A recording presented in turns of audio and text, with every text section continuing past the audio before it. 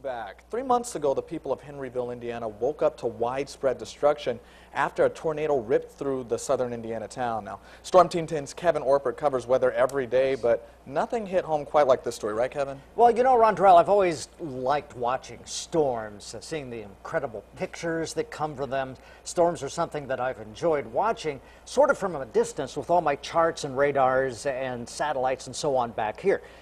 But then I met Perry Hunter.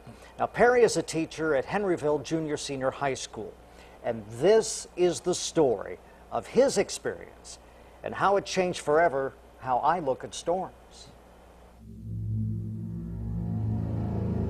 Around 2:45, the siren in town started going off. That's usually a tornado warning. Walked in and looked at the sky, and to my left, the sun was out, and to my right, it was all kinds of different colors.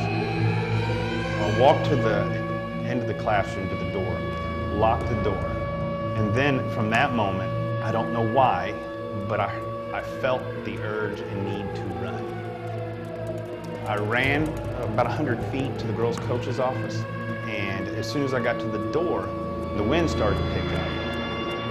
I kind of looked at the girls' coaches and the custodian said, "Do you hear that? The wind is, man, that's picking up." My ears popped. And then they popped again. They just popped again. That can't be good. And about that time, the lights went out, flickered on and off, and then the gym wall imploded. And that's when I hit the ground and covered up. The school rattled after that.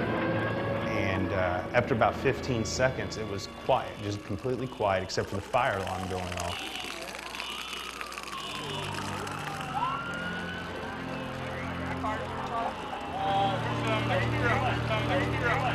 There's like 5 wires, don't step on. As signs offering help for reconstruction popped up like political signs, the reality of the tragedy remained. A child's single shoe, a toy encased in mud, a family's earthly possessions swept away in a matter of seconds. Watching homes that, that's your castle, that's where you go, watching them splintered into nothing. Stuff means nothing. Relationships mean everything.